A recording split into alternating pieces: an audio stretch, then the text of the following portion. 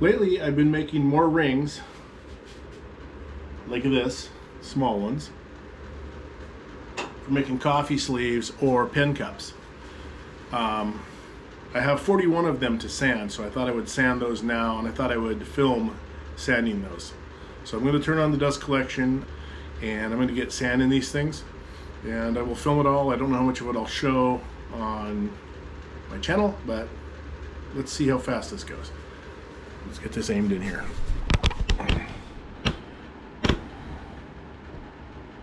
Unfortunately, I can only show one side of this at a time. Let's see if I can get this turned around a bit better, so you can actually see them go in and come out. Yeah, that's better.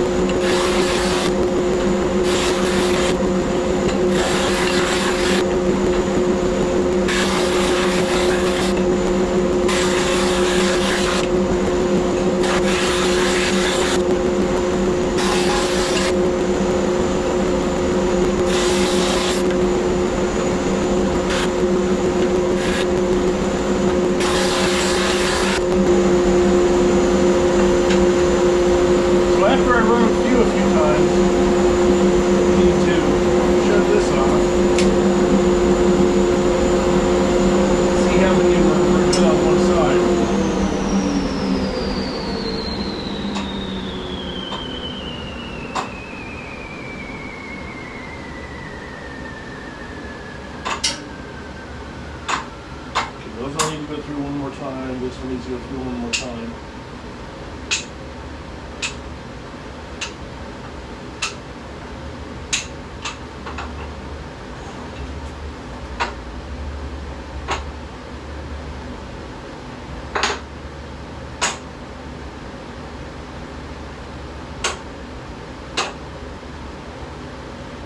Oh, but one of my oaks have to go through one more time.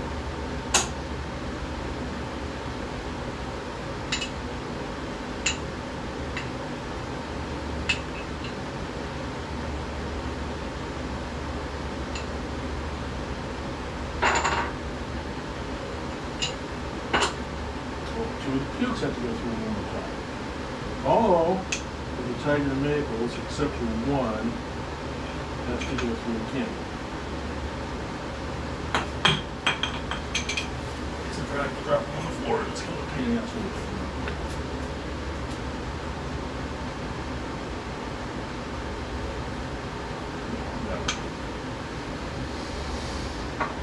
Okay. Yeah, let's see the purple parts. We'll go through, that one's good. We'll go through. We'll go through. One more time, one more time. Just one of those is good. Alright, let's turn this back on.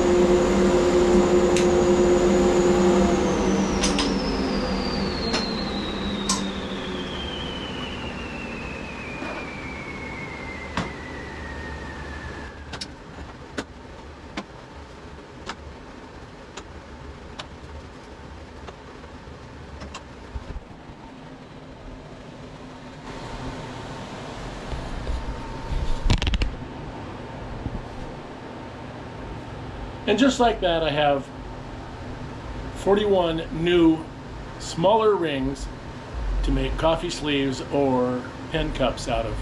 Just need the bases for the pen cups. Coffee sleeves do not require that. These will go up on the shelf with the other stash that I made before. Oh crap, I got more to sand. Up here. They will go here. These got to get sanded. I wondered why it was so easy. Correction, not 41.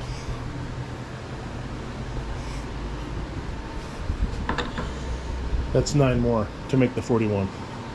I'm not going to film it. I'm going to just get it done. As you can see, lately I've been rather busy making rings. 102 of them to be exact. It takes about 5 to make a coffee sleeve. That's about 4 of these ones, or 5 of these ones, the skinny ones and thicker ones combined, make up a sleeve. Or 4 of the thicker ones. To make it more interesting, I have thinner ones and thicker ones. At this point in time, I take the 102 and I stack them on my table saw and I start to try and make interesting combinations. I'll go like, let's try one of these with one of the bigger ones of these, with maybe that, something white in the middle, and then maybe a thicker oak. No, that's too light. So you want to be that. You don't want to go white. You want to go something dark to light. So we can put this one on the other end. We go from oak to Padauk, Purple Heart. I think that one is like a called Ipe, and then this one is just plain poplar. Poplar's not all that pretty, so we usually put that in the middle, and we make a ring. And I have no idea what it's going to look like, because right now it looks like crud because it's all unfinished and it's got varnish on some parts of it and stuff, but it's going to basically look like this there. Sometimes I'll go and change one of the poplar rings out for like this and that, but then that's a little dark, so then you want to go something lighter up here, so you want to go like, that's oak, this one's one of those, you want to go something like a lighter oak up here, so like that. Sometimes I'll go for a light one in the center and too dark on the outside. So I'm basically just showing you kinds of combinations I can do. You can do like this, and then put a Purple Heart at the top, or you can put a Purple Heart on the bottom. So you can go like that kind of combination. So you can do like that. You could take a couple thins, one of these with an oak in the middle, and then put one of these on top and bottom. I mean, there's many combinations. I could take this one off and I could put a tiger wood on top, as long as it's the thickness of what the sleeve needs, which is close enough right there. Put a mahogany in. Now let's put one of these poplars in here, right there. Can I offset that a little bit? Okay, so now we got enough for a sleeve. This one's enough for a sleeve. Actually, that one we're gonna leave it with this one on, leave that one off. So then we got 2 sleeves right there. You can make one with a couple of zebra wood, pardon my French, zebra wood, and I could go like that. That's kind of a cool combination, along with, I like to have these on the top and bottom though, so we could like to do like one of these that's green, and one of these that's more white. I could find a really white one, which it's hard to do because there's so many of them and there's a lot of green intermixed. This one's fairly white. I could do that one right there. And we will have zebra wood, white poplar, Padauk, white poplar, and zebra wood. And that could be a combination for one. I mean, there's all kinds of things. I could just make it all out of, zebra wood if I wanted to. But that's not very interesting. I don't do that very often. I have only 2 rings of this bloodwood. I have more over there, I just have not cut any up yet, and I'm kind of like thinking of other projects I might want to use it for before I cut it up, and I want to make sure I don't cut it in the wrong way so they can't use it for other projects. I got bloodwood. I don't have a lot of it though. I try to keep this one going with whiter stuff like these, which This is oak, and that's a white oak. This is a red oak. Let's just go with 2 red oaks. So red oak, and that. And then we can put like a piece of tigerwood on one end and a piece of purple heart on the other end, and you have another ring there. It could be either the top or the bottom, depends on which way I turn it. Usually I do that for the top because that's really pretty when it's turned out. I mean, the possibilities are only as endless as the amount of rings I have and what kinds of wood I'm using. So I'm basically just showing you what I can do or how I do it. This ring here is for a special project. I don't even know why I have it down here. It's for a separate project I'm doing. This one's black walnut. We could take the black walnut and stick it with something like that and put another one in the middle, and or mahogany. Mahogany's a lighter kind of brown. We'd make it all browns. Be mahogany, Padauk, black walnut in that. But black walnut's usually, yeah, this one doesn't have much figure in it or anything, so it's nothing really special. And it's got mismatching colors of brown walnut, black walnut, so in the center is fine with that. And basically I just set up a bunch like that, and then I go in and I glue them together. After I get them glued together, I will put them on a lathe and turn them. I haven't decided on what exactly I'm going to set up here and how I'm going to do it, but we will do that here shortly, and I will start turning these. Anyway, that's pretty much for this flattening and making my rings for the coffee sleeves or pen cups. Pen cups would obviously be a little bit taller. They have to be this deep plus a base, so it would be like that deep with a wooden base underneath. But we're not doing that right now. I have a bunch of those already made up that nobody has bought or haven't gotten rid of or done anything with. So at this point in time, I'm not going to make any more pen cups or utensil cups things. Not the big ones, but the smaller ones. Anyway, if you like this video, please hit the subscribe button. And if you like the video, please hit the like button. As always, if you feel like you want to share this on your YouTube channel or your Facebook channel, go ahead. If you have any questions, please leave a comment. I will answer any questions I can. If I get enough questions on a video, I will answer them in a video. I will just do a video answering questions one. All YouTubers seem to do them eventually. I'm not there yet. I only have 79 subscribers. And most of the ones I see that do that have like 100,000 or something like that, or maybe 10,000. Depends.